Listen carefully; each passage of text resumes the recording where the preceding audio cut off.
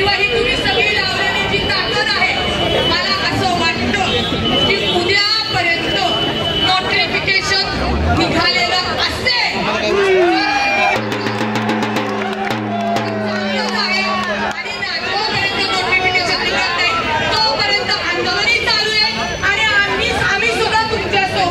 इथे उभे आहोत. एवढं सांगत जय हिंद जय भारत. एमपीएससी के टक्कर में संघर्ष हमारा.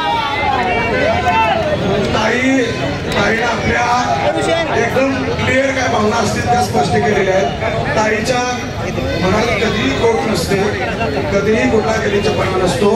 ताई प्रत्येक वेळी प्रामाणिकपणे आपल्यासोबत उभी राहिलेली आहे. ताईचे वेळ म्हणजे मनापासून आभार मानतो.